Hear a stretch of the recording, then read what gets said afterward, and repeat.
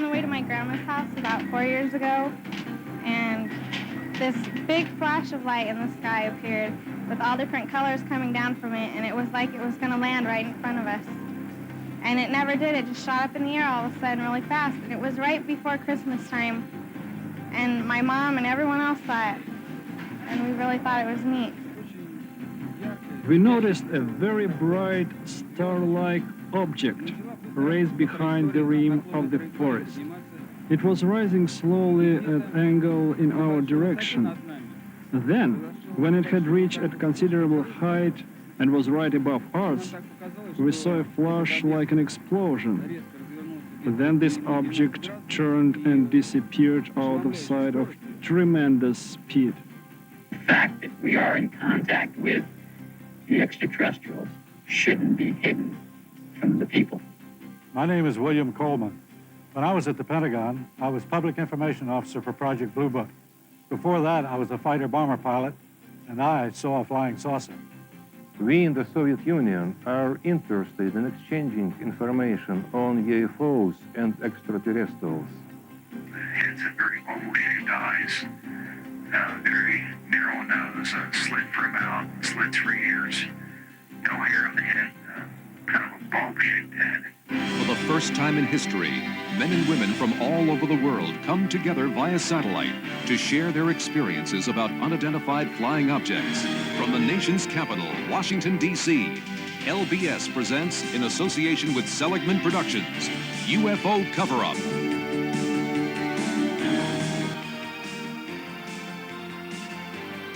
Please welcome the distinguished actor-producer, our host, Mike Farrell. Good evening. What do a colonel in the United States Air Force, a waiter in the Soviet Union, a teacher in California, and a former United States president have in common? They all claim to have witnessed unidentified flying objects in the sky. What we're dealing with is a subject of universal interest. Whatever your view, you'll hear claims and counterclaims. You'll hear some astounding, perhaps disturbing things which, if true, could have far-reaching implications in our lives. As is so often the case in complex questions, a recent Gallup poll discovered that only 1/3 of the American public denies the existence of unidentified flying objects.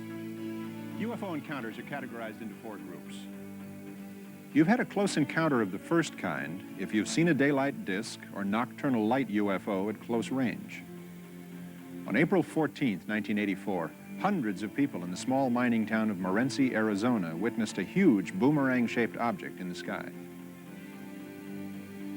Close encounters of the second kind are visual evidence of a UFO's landing, such as impressions made by the craft, burned or irradiated soil, trees, or grass. In August of 1979 in northern Minnesota, when Deputy Sheriff Val Johnson encountered a brilliantly lighted object, his vehicle was knocked off the road, the hood dented, 2 antennae bent, and a headlamp broken.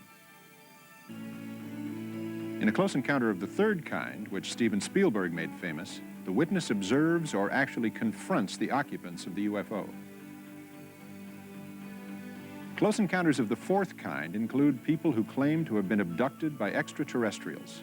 In almost every case, abductees also claim to have been medically examined by the ETs and eventually returned home, unable to account for the missing time. The size of the universe is difficult to comprehend. In this galaxy, there are several hundred billion stars. Each one of these dots represents a galaxy, like our Milky Way. There are billions of them. So the sheer enormity of the numbers leads many scientists like myself to conclude that there must be life somewhere in the universe. So if extraterrestrials exist and are visiting us, then how do they get from there to here? One possibility is that in space, you could accelerate until you were very close to the speed of light. With fusion rockets using the abundant hydrogen and helium already in space, so the rocket wouldn't have to be burdened carrying fuel, you could increase your energy by millions of times compared with conventional rockets. So, within our lifetime, even with our primitive technology, according to scientists Robert Bussard, Robert Forward, and Stanton Friedman, round trips to nearby stars could very well be feasible. We are close to being able to get from here to there. Thank you, Dr. Tom McDonough. With all the UFO sightings reported over the years in America, the logical question is, if they really exist, why don't they visit the White House? And then there they were, all of a sudden, on July 26, 1952. The Air Force tried and failed to intercept up to a dozen UFOs in the sky over the White House. The press conference 2 days later became the largest media event since the end of World War II. In my position in the Research and Development Organization of the Bureau of Aeronautics and of the Navy Department, I am thoroughly familiar with both our aircraft and our guided missiles programs and can state without reservation that the Navy has no saucer-shaped aircraft or missile in any of these programs. Headlines around the country aroused so much attention that the Air Force formed an official investigative unit, Project Blue Book. With me now are two retired Air Force colonels who were actively involved in the inquiry. Colonel Robert Friend, who headed up Project Blue Book for 5 years, and Colonel William Coleman, a former Air Force squadron commander who was Pentagon spokesman-in-chief of public information for the Air Force. Have either of you ever seen a UFO? Yes, it was 1955, and I was a squadron commander at the time. We were flying a B-25 over Alabama when we spotted a strange silvery object some 25,000 feet above us, heading in the same direction. Since we were overtaking it, I changed course and eventually got within 1/8 of a mile of it, literally right on top of the thing. So you must have gotten a fairly good look at it. We certainly did. The whole crew. It was wingless, a disc some 70 feet in diameter, 15 feet thick at the center, your average run-of-the-mill flying saucer. Well, what happened then? It performed an astonishing maneuver. 1 second it was there, the next it was gone. But we chased it and caught sight of it again. It was skimming over a farmer's field, kicking up vortexes of red dust as it flew. We closed in on it, behind the trees, but it vanished. Mm-hmm. Did you make a report of this incident? We all wrote up reports. I was later debriefed by an intelligence officer. Years later, when I was on Project Blue Book, I tried to find my report. It was not in the files. Not in the file. Now, you say you saw this object at point-blank range. Could it have been a balloon or an experimental aircraft? Absolutely not. It displayed a level of technology far beyond anything I had seen on the Earth then and now. With this advanced level of technology, were you ever concerned that the object could be a threat to national security? No, not necessarily a threat to our national security. But I was uneasy about these UFOs because they were able to accomplish aerial feats that we couldn't. The apparent capability of these objects could possibly represent a threat to our national security. What's become of Project Blue Book? That's it, Mike. It was canceled in 1969 and will not be reactivated. Well, Colonel Coleman, Colonel Friend, thank you both. And while we're on the subject of Blue Book, let's hear another view from a scientist currently working for the government. Now, because he has insisted on anonymity, both his appearance and his voice have been altered, but his credentials have been thoroughly researched by the investigative team of Bill Moore and Jamie Chandray. They've given him the code name Condor. Project Blue Book was just a very low-level effort by the Air Force to collect information on sightings. It had a very minimal staff of one officer, an NCO, a secretary, and a scientist. The interesting, most exciting reports that came into Blue Book were often siphoned off by what they call moles within the organization. Those reports were pulled out of the files and never returned and just simply sent forward. The whole effort, as far as Blue Book was concerned, was that they tried in every way they could to simply dismiss and explain away sightings. They certainly didn't want unknowns. The effort of Blue Book was to minimize the effects of these reports and to try to explain away as many as they could. And of course it worked.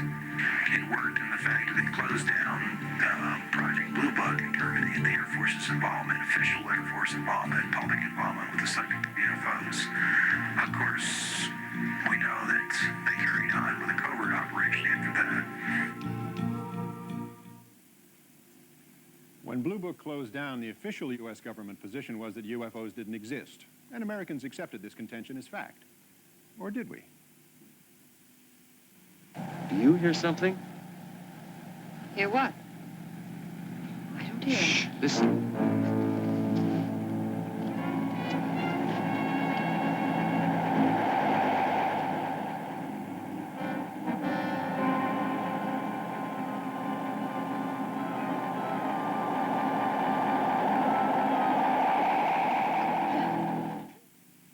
Subsequent reports were discredited, relegated to the tabloids at the supermarket checkout counter.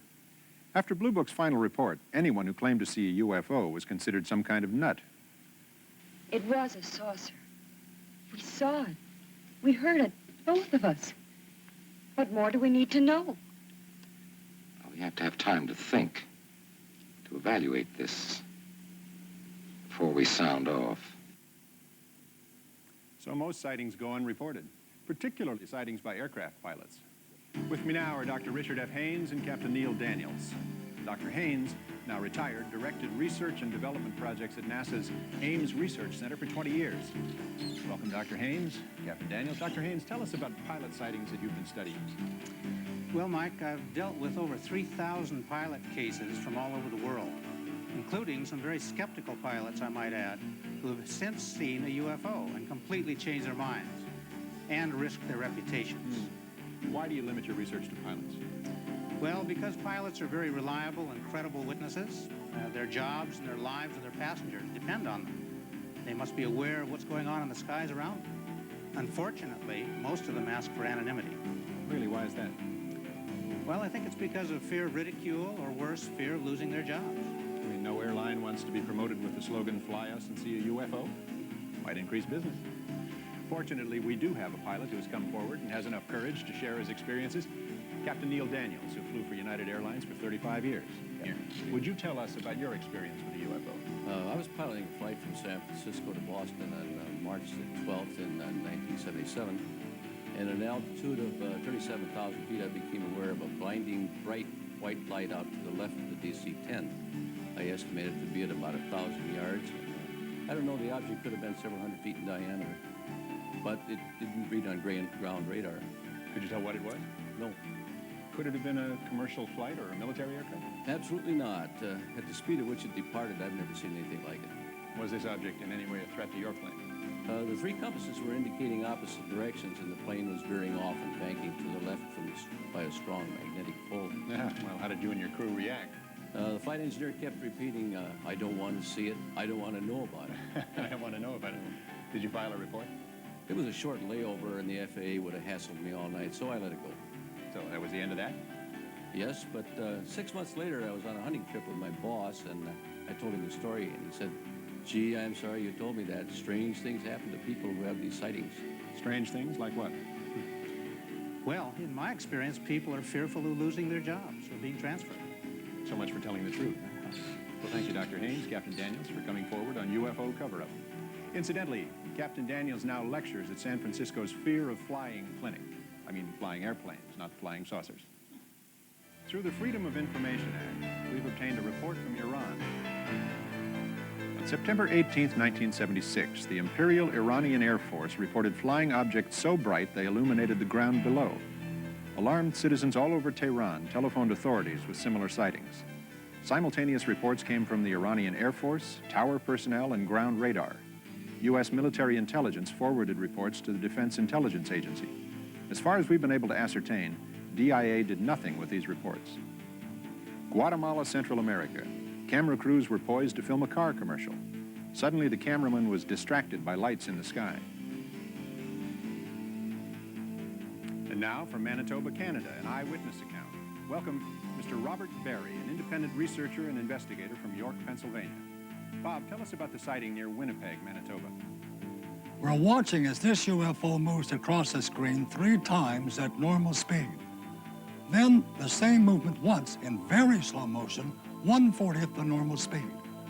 Now here's another sighting of the same object, also witnessed by the whole town of Carmen, Manitoba, who turned out for the incredible light show.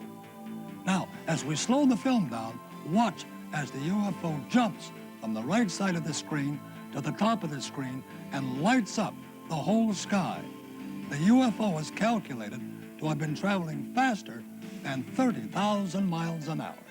Please welcome, from the Soviet news agency TASS, our journalist and UFO investigator, who has researched many encounters with UFOs in the Soviet Union, Mr. Sergei Bulantsov.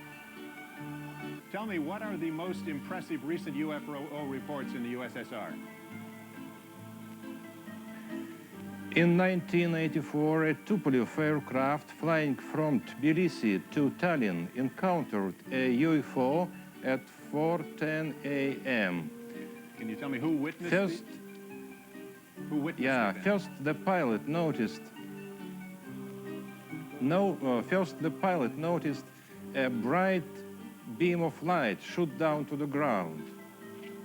Everything on the ground, road and houses were totally illuminated by the, please illustration, were totally illuminated by a beam of light. The beam of light was redirected onto the airplane, and the crew saw a blinding white point of light surrounded by concentric colored circles. Yes, I'm told that that indicates the presence of a very strong magnetic field. What happened next? The white point of light swept down to the plane, leaving a green cloud, and began to swing from left to right, up and down once again. Finally, it flew alongside the airplane, and as if it was an escort, the passengers of the plane also saw this UFO.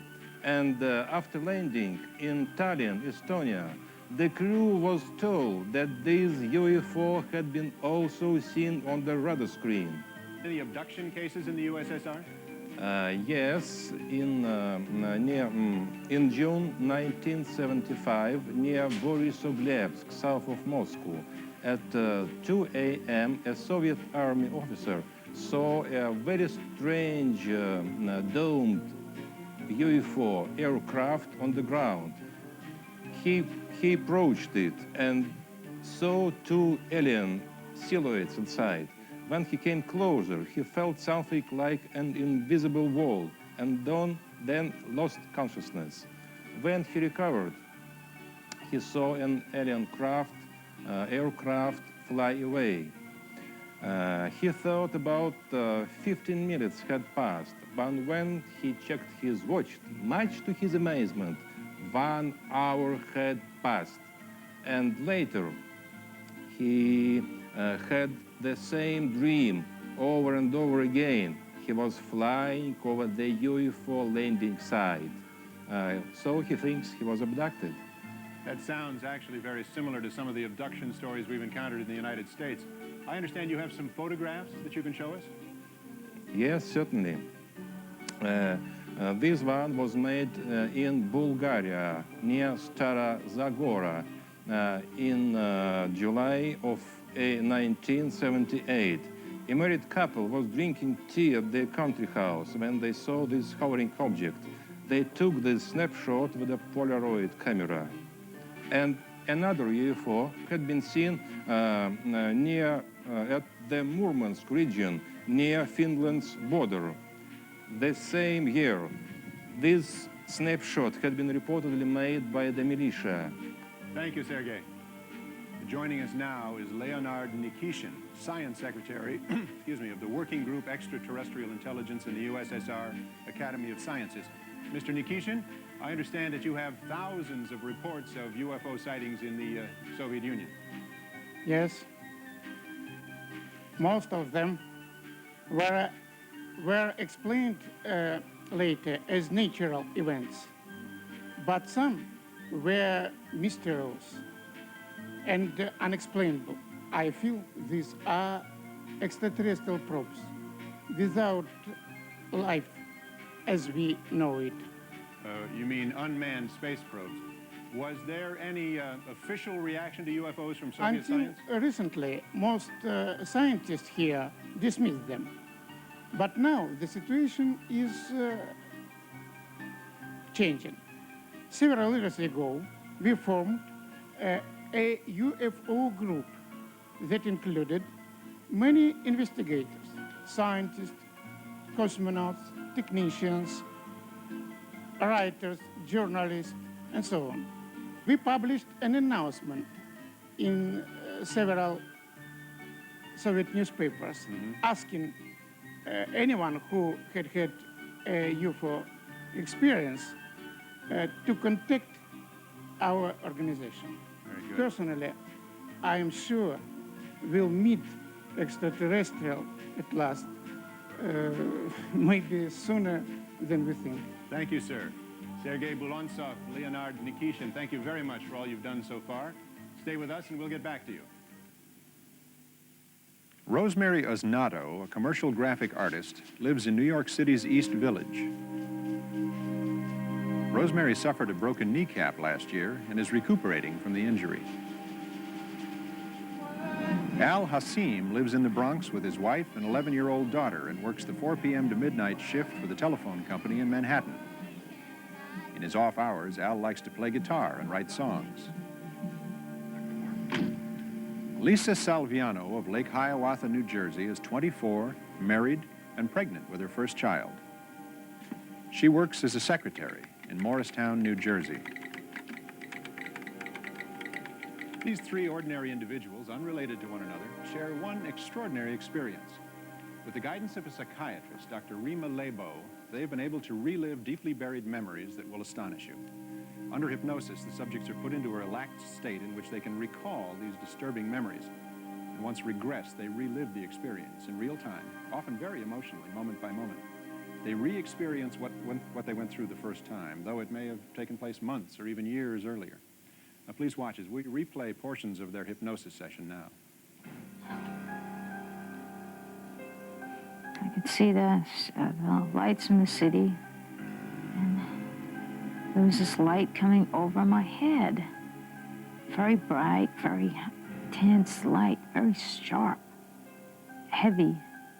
It was coming straight down. Kept looking to see what was on the roof. I'm trying to see what it is, and I can't see what it is. What's preventing you from seeing it? Because it's so bright, I can't look through the brightness to see what it is. I was woken up. I was sleeping. And I woke up. Mm-hmm. There's somebody outside my window. Mm-hmm. They wanted me to go out. Mm-hmm. And I didn't know how I would get out there because the window was there. Mm-hmm. But when I thought that, all of a sudden I started to move up and out. And I went through the window. And I thought that was so neat. Can you feel your feet on the floor and walking in the regular way? No. Oh. It doesn't seem like I walk because it seems like I don't see anything like when you walk, you can see like things going up and down when you walk. This is smooth. When you get to the end of this walk, where are you? Some kind of control or something. Mm-hmm. What makes it look like some kind of control room? Because of this, it's like a big console in there. I think there was a table in the room. Table in the room. Like an eating table? Mm-mm. Oh, what kind of table? Like a doctor's office. Like they make me lie on it. Lie down on the table? You're lying on your tummy? On my back. On your back. When you're lying there, are you alone? No, they're all over. They're all over. Does anybody touch you? I think they do, yeah. Where do they touch you? I think like my arms and legs. Are you alone? No, they're all over. How many of them are there around the table? At least 4 or 5. Mm-hmm. And are they all doing something, or are they all watching? No, they're watching too. Uh-huh. How many of them are actually doing something? 1. They're so ugly. What makes them so ugly? They look mean. What makes them look mean?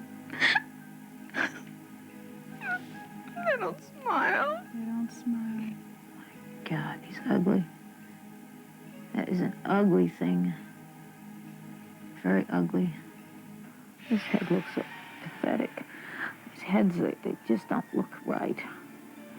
Their heads don't look right. They look distorted and very sickly. Mm-hmm. It's, the skull looks pointed in the front and larger in the back. He looks like a big insect. What makes him look like a big insect? The shape of his head. Tell me about the shape of its head. Looks like a football. Their eyes are very black, and slanted, and sort of wrinkled around the edges, around the eyes, are sort of like lizard eyes in a way. Big black eyes. Big black eyes. Did they have pupils? Whole eyes black. What color eyes does he have? They look like they're black. With us now is the noted psychiatrist, Dr. Rima Lebeau, and the best-selling author and researcher, Bud Hopkins. Dr. Lebeau. Bud is the author of 2 books, Intruders and Missing Time, a documented study of abductions. Thank you both for coming to Washington to see us. Dr. Lebeau, you've done studies of UFO abductees who have been hypnotically regressed. Can you tell us about it? Psychiatrists are trained to recognize emotional trauma and to treat it, not to evaluate whether aliens exist. Many of these patients are sensitive, sane people who have in common only the belief that they've been abducted, and they're frightened by what happened to them. They don't want fame, money, or publicity, only relief from hidden, painful memories. Now, skeptics question the use of hypnosis. However, careful examination of the material shows its usefulness in these traumatic situations. They also say that abduction reports are the products of overly rich fantasy lives. If that were the case, the report should be as diverse as people's dreams. Instead, we find striking similarities in accounts from all kinds of people, from all walks of life. Post-traumatic stress disorder does not occur unless there has been external trauma, like that some Vietnam vets and assault victims or rape victims experience. But many abductees show the serious and disabling effects of helplessness and violation. With proper treatment, these symptoms can be relieved. But what makes reports of abduction believable? Essentially the commonalities in these accounts, a cluster of similar recollections in cases that I've had from all over the world, all the continents of the world, and I've studied hundreds of cases. People notice a period of missing time which they cannot explain. There's a lot of fear and terror, sometimes about a remembered place. There are strange lights that they describe in a similar way. The descriptions of the craft's interior, the craft's occupants are described in extraordinarily similar ways. They also describe the medical procedures that occur in very, very much the same way. And the most interesting thing, and the sad thing of all perhaps, is that these abductors are not interested in communicating with our minds, but they're interested in the physical state of our bodies. Thank you, Bud Hopkins and Dr. Rima Lebeau. One of the most intriguing UFO stories occurred in July of 1947 in New Mexico. With me now are Bill Moore, co-author of the Roswell Incident, and nuclear physicist Stanton T. Friedman. Both of these gentlemen have done extensive research on this case. Thanks for joining us. Bill, how many people were involved in the New Mexico incident? We have personal testimonies from about 100 people. One of the most important of these people was Bill Brazel. Brazel's father managed the land where the incident took place. Apparently, a UFO had been caught in a thunder and lightning storm while in the area. The next day, Brazel's father went out on horseback to check for property damage and came upon the wreckage of a strange aircraft which fanned out for nearly half a mile. The corpses were found a couple of miles from the site of the crash. Just a moment. Corpses? Dead alien bodies, called extraterrestrial biological entities, EBEs if you wish. We got reports that they appeared to be small humanoid bodies with large hairless heads, wearing one-piece seamless gray skin-like clothing. We assume they must have ejected from their craft with some kind of ejection capsule. The Air Force came and recovered the bodies and took them away for autopsies. Gentlemen, autopsies, EBEs, this is rather unsettling information. Level with us. What do we know to be fact? We know these are the facts. A very strange spacecraft exploded. Pieces of the craft were recovered. Several bodies were found and removed along with the wreckage. We can prove the story was covered up very quickly at the highest level and given a classification above top secret. Flying saucers are real, period. First person sent by the Air Force to investigate the crash site and to take care of the wreckage was a Major Jesse Marcel. Let's meet his son, Dr. Jesse Marcel, who was 12 years old at the time and, needless to say, has never forgotten that incident. Welcome, Dr. Marcel. Nice to see you. Jesse. Bill. Jesse. Doctor, tell us, if you will, about the night your dad came home from that crash site. My father came home with his car loaded with debris after investigating the crash site. He brought the material into the house where he, my mother, and I sorted through the stuff. Among the litter was a foil-like sheathing alloy. It was metallic, and it looked like the skin of an aircraft. but it was unlike anything I had ever seen. Also, there was an I-beam about 1 foot to 1.5 feet in length, about 1/2 inch across. The inner surface had hieroglyphic-like symbols on it, like Egyptian symbols, as I recall them. And what was the Air Force's explanation of all this? The explanation was that a weather balloon had crashed. Did your father think it was a weather balloon? Anything but. I believe the meaning behind his words was that he suspected there might have been some kind of cover-up. What happened to all this debris you've described? Well, the debris which had been removed was never seen again. It was taken from your house? At Carswell Air Force Base in Fort Worth, Texas. Now, Dr. Marcel, you've examined the material firsthand. You've had a long time to think about it. What is your assessment of the Roswell incident? I held the material in my hand. It was not from this earth or this universe, or this universe. That's what I think. We're not alone. Thank you, gentlemen. Earlier in the show, we met Bill Moore. Joining us now is Jamie Chanderet, a television producer and director. Both began regular contacts with government agents regarding UFOs 6 years ago and amassed an enormous quantity of information about the government's UFO program. Welcome, gentlemen. Bill, tell us how you first got involved. I got a phone call after appearing on a radio show from a man who said, "You're the only person we've heard talk about this subject who seems to know what he's talking about." He convinced me that he was a government intelligence agent and wanted to begin disseminating some information about UFOs to the public. The man Bill is referring to is Falcon, whom we've seen in shadow to protect his identity. That's right. I didn't think that I could handle it all alone. The volume of material I was getting from Falcon was rather mind-boggling, so I got together with Jamie. And we joined forces in June of 1982, and Falcon told us about MJ-12. MJ-12 functions as a policy-making group relating to extraterrestrial activities and contacts and UFO activities within the United States. They make the policy, obtain presidential approval, and then field activities implement the policies.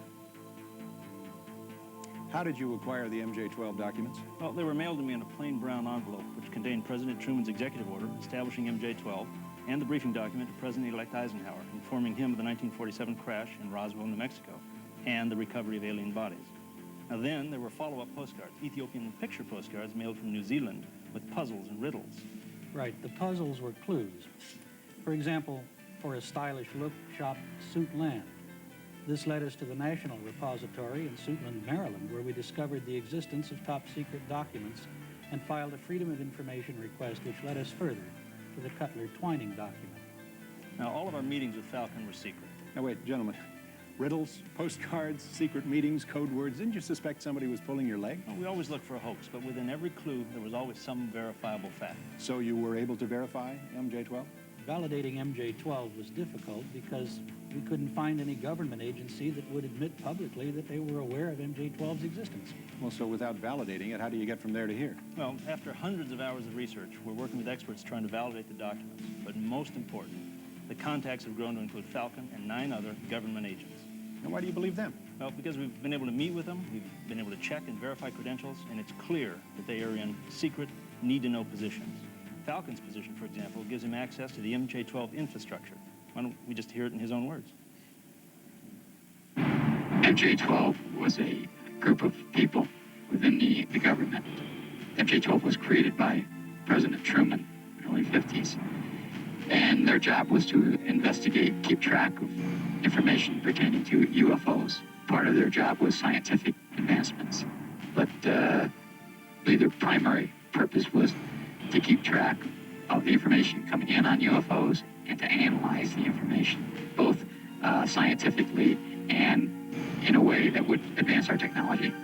There are government officials and elected officials that are automatically briefed on the existence of the MJ-12 activities. These officials include the president, the vice president, as elected officials, the director of Central Intelligence, and the director of the National Security Agency. The MJ-12 policy is headquartered at the Naval Observatory in Washington, D.C. The United States Navy has the primary operational responsibilities of field activities relating to the MJ-12 policies. All information gathered in the field, not necessarily by Navy personnel, is transmitted to the Navy for analysis. Other known government agencies feed information to MJ-12 through a top-secret cover project known to us as Project Aquarius. Now, MJ-12 connects to select individuals within the National Security Council, the Joint Chiefs of Staff, the White House Intelligence Unit, the National Security Agency, the Central Intelligence Agency, and the Defense Intelligence Agency. The research is conducted, the data classified and cataloged, all under the umbrella of strictest national security.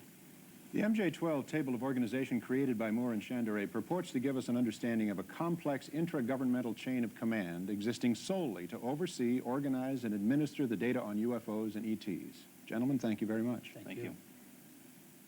I met with a government intelligence agent with the code name of Falcon in 1983 with Jamie and Bill at the time that I was an executive producer of news for the CBS station in Los Angeles. And at the time, we verified as authentic his credentials. And then again in 1987, we met again with Falcon and again verified his credentials. I'm satisfied at this time that he is who he says he is. The fact that I've proven my identity to you, I've showed you my credentials and verified my existence within the intelligence community. You also have some of my colleagues who have verified the same information. We asked Falcon where he found out so much about extraterrestrial biological entities, or EBEs. This book, or it's called the Bible within the MJ-12 community, contains historically everything that occurred from the Truman era up through the three aliens being guests of the United States government, technological data gathered from the aliens, medical history gathered from dead aliens that were found in the desert, autopsy information gathered from dead aliens found in the deserts, and information obtained from the extraterrestrials regarding their social structure and their information pertaining to the universe. Was there an additional source of information? Presently, as of the year 1988, there is one extraterrestrial being. He's a guest of the United States government, and he's remained hidden from public view. The Yellow Book is a book that was exclusively written by the second alien. The book relates to the aliens' planet, solar system, suns, the culture, and the society makeup on the planet, the social structure of the aliens, and the aliens' life among Earthlings. What was most intriguing to me in my experience with the aliens is I believe, an octagon-shaped crystal, which when held in the alien's hand and viewed by a second person, displays pictures. These pictures can be of the alien's home planet or pictures of Earth many thousands of years ago. We asked where the EBEs came from. He was in the Zeta Reticuli star group. Now, Condor tells us about a deal our government made with the aliens. From what he understands, an agreement signed between our U.S. government and the extraterrestrials. And essentially the agreement says that we won't disclose your existence if you do not interfere in our society.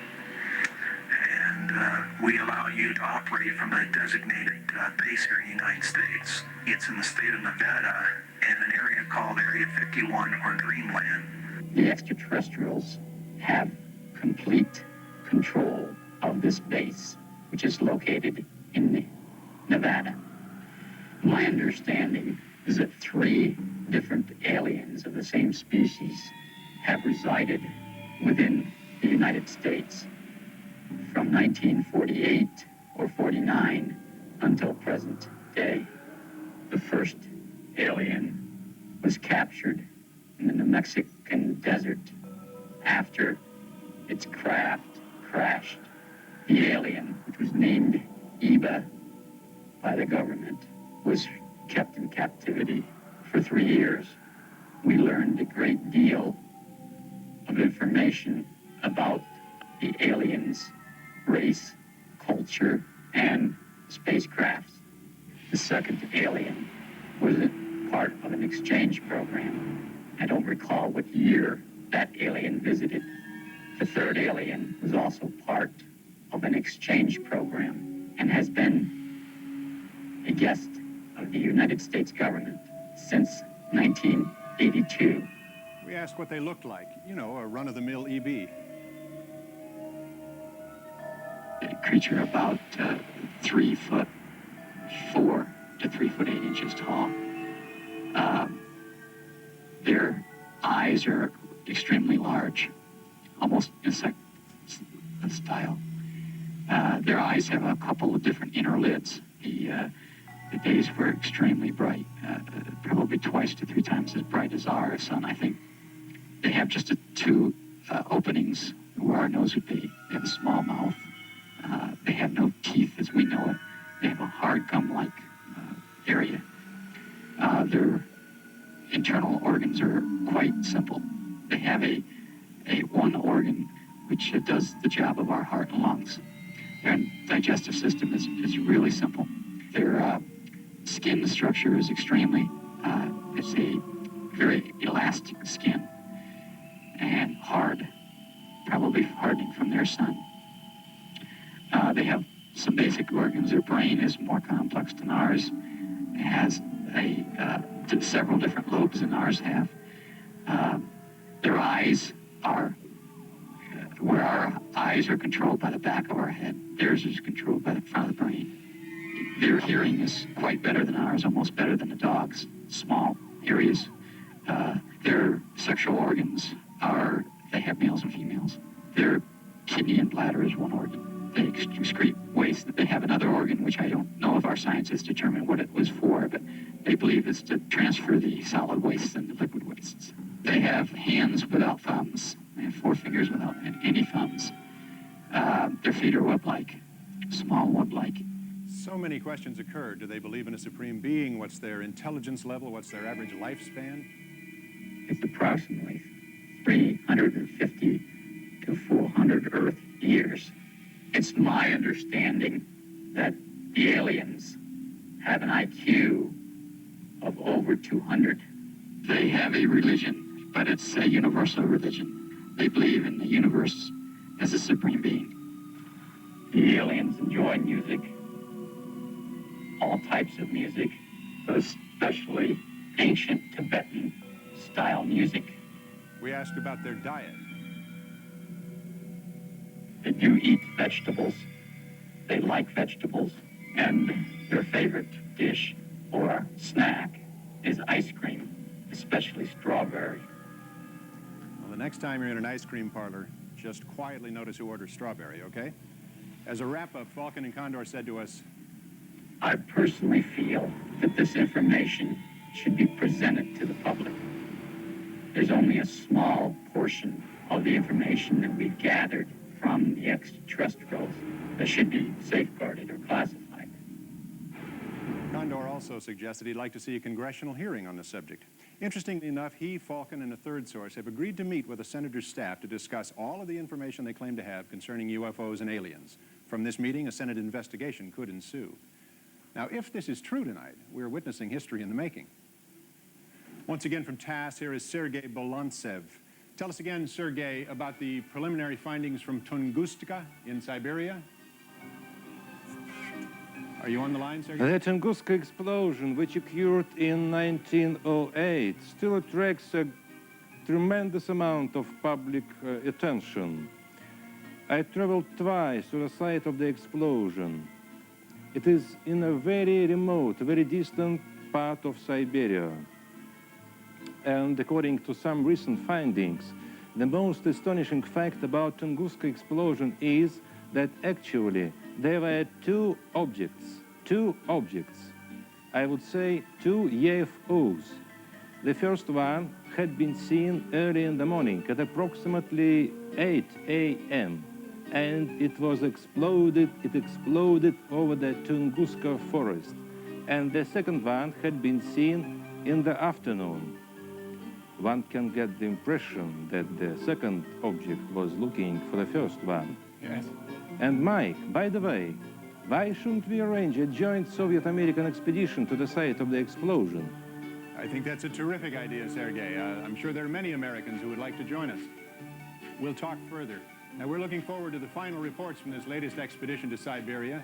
Thanks for the news flash, Sergei Bulantsov, and thanks for opening a new channel of communication between the U.S. and the USSR. Now, we've invited three people who are highly skeptical of UFO phenomena. We would like them to give you their point of view. Let's meet them. First, David Williamson, a 30-year veteran NASA senior staff member who is well known as the UFO point person at the National Aeronautics and Space Administration. James Oberg, who has written many books and articles about space and UFOs and lectures widely on related topics. And finally, Dr. Herbert Spiegel, who heads the Columbia College of Physicians and Surgeons postgraduate program in hypnosis and is the author of the book Trance and Treatment, The Clinical Uses of Hypnosis. Gentlemen, thank you for being here. Dr. Spiegel, you're the expert in hypnosis. What do you think of the technique of hypnotic regression? Well, the hypnosis is accurately regarded as controlled imagination, which includes misperceptions as well. And what you can do with hypnosis is to intensify the memories that we have, but that also includes our inner feelings as well as our memories with the original distortions in the first place.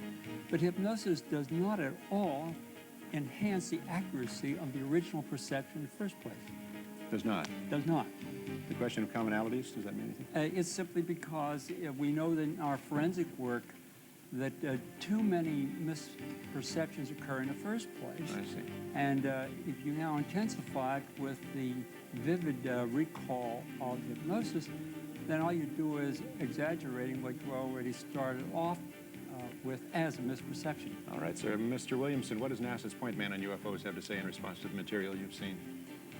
Sort of interesting. The official NASA position has been for 11 years that we will analyze legitimate materials physically available to us, give us quick claims so that we can cut it apart and so forth. Mm-hmm. In those 11 years, we haven't had any physical evidence.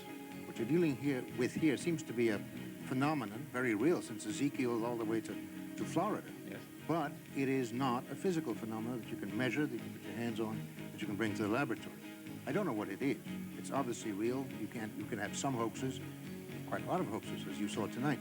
But you also have a lot of people who know that they have felt something, experienced something. We don't know what it is. Keep an open mind and wait for physical evidence is probably the best scientific advice you can get. In the meantime, look for ways to measure this thing. Very good. Mr. Oberg, what do you think about the evidence you've seen tonight? Well, it's a fascinating material, Mike. The most interesting part is that the material as it was put together left out an awful lot as well. Material within the UFO community itself, with a lot of controversy and skepticism among UFO believers about the MJ-12 material, about Gulf Breeze as an example. I'm glad to see that the Russians were brought into this because that really underscores what I think is happening in a lot of these reports, which is that people will see and interpret things in the sky as they interpret them, and many times the government doesn't really mind that UFOs are seen as flying saucers. The cases discussed tonight, particularly the first case from the airliner, 1984, at 4:10 a.m., turns out to have been, and it was seen by other people outside of Russia as well, a military rocket test up in the area of Plesetsk, which was a secret space center. This happened so many times in the Soviet Union, they released official scientific reports from the Academy of Sciences claiming that things that people see, which happen to be weapons tests, space weapons tests, for example, are UFOs. So to call them flying saucers and to present that point of view is actually to take part in the cover-up of their true nature, which is in some ways a very ironic feature. Now, in terms of whether or not these are really UFOs, whether or not the MJ-12 stories, which seem to change every time we hear them from Falcon, are true, I'm afraid we don't have a 900 number. But I suggest people go out and buy strawberry ice cream. If it's all gone, maybe the UFO guy will go away. Great. Thank you very much, gentlemen, for being here. What does our future hold? What technological breakthroughs can we expect? Let's look at the last decade. Computers that filled whole rooms now fit in your shirt pocket. Transmitters that once were the size of a bread box are now the size of a bee. Now, let's look at today. Holographic images, CD and optical disc players created by the laser. We can send more information through a single weightless beam like this in 1 second than Edison could send in 5 days through 1,000 tons of copper wire. Suppose someday, instead of pictures, we could transmit the life code that makes you you. Beam your DNA, the personal blueprint of your essence to some distant star. Scientific reality? No. Speculation. But speculation can work. Perhaps the future holds this promise for us. Perhaps we're not alone.